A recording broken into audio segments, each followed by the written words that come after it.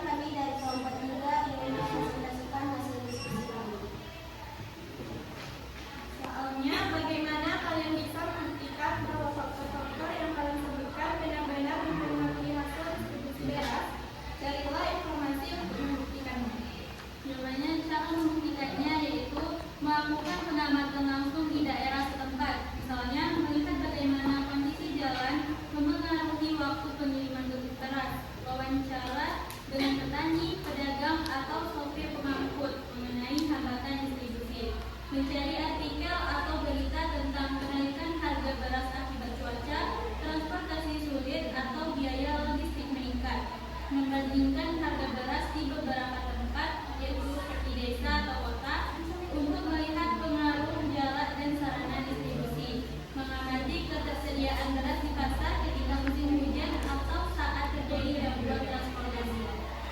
Baik, dari kelompok 1 dan kelompok 2, apakah ada yang ingin bertanya? Tidak. Baiklah, sampai di sinilah hasil presentasi kami pada hari ini. Jika ada kesalahan yang kekurangan, mohon dimaafkan. Assalamualaikum warahmatullahi wabarakatuh. Waalaikumsalam warahmatullahi wabarakatuh. Baik, terima kasih kepada kelompok 1 yang sudah mempresentasikan hasil kerjanya. Kita lanjutkan ke kelompok 2. Silakan. Lanjutkan.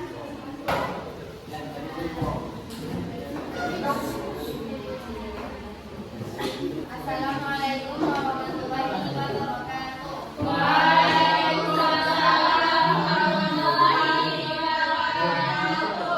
Perkenalkan, kami dari kelompok 2 ingin mempresentasikan hasil diskusi kami. Pertanyaannya, dari informasi yang didapat, siapa saja yang terlibat dalam proses distribusi beras tersebut dan faktor apa saja yang mempengaruhi lancarnya distribusi beras? Jawabannya adalah pihak-pihak yang terlibat dalam distribusi beras. Pak Bayu, produsen atau petani, penggilingan padi, mengolah padi menjadi beras, pedagang pasar atau pengecer, konsumen, pihak transportasi jika ada pengiriman, faktor-faktor yang mempengaruhi kelancaran distribusi beras, sarana transportasi, kualitas jalan, kendaraan angkut, biaya distribusi, harga BBM, ongkos kirim, kondisi cuaca, ketersediaan infrastruktur, gudang, tempat penyimpanan, permintaan dan penawaran pasar, perantara atau jalur distribusi langsung atau melalui pedagang. Baiklah, apakah dari kelompok 1 dan 3 ada pertanyaan? Tidak. Baiklah, cukup sekian presentasi dari kelompok kami. Jika ada kesalahan, mohon dimaafkan. Wassalamualaikum warahmatullahi wabarakatuh. Terima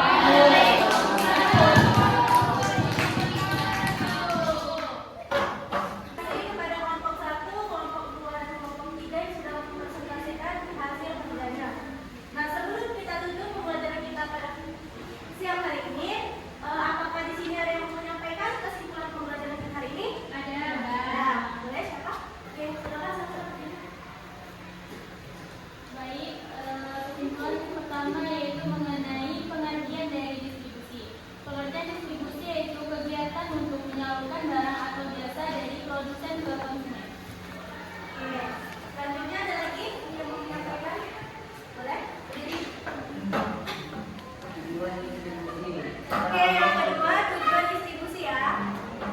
Secara umum tujuan dari kegiatan distribusi adalah bagi berikut. 1. Menyalurkan produk dan jasa kepada konsumen. 2. Barang atau jasa hasil produksi dapat bermanfaat bagi konsumen. 3. Konsumen bisa mendapatkan barang yang dibutuhkan dengan mudah. 4. Memberikan jaminan proses produksi. 5. Menjaga dan mengembangkan kualitas produksi. 6. Meningkatkan nilai jual suatu hasil produksi. 7. Menjaga kestabilan ekonomi. Oke, ada lagi? Silakan di sini. Kesimpulan yang ketiga yakni fungsi kegiatan distribusi. 1. Memperlancar arus penyaluran barang dan jasa kepada pengguna-pengguna, dapat berupa produsen yang menggunakan bahan dasar ataupun penggunaannya. 2. Menyampaikan barang dan jasa dari produsen sampai ke tangan konsumen. Itulah tadi kesimpulan yang dapat kita ambil di siang hari ini pada materi kegiatan ekonomi distribusi. Nah, sebelum kita tutup pembelajaran kita hari ini, apa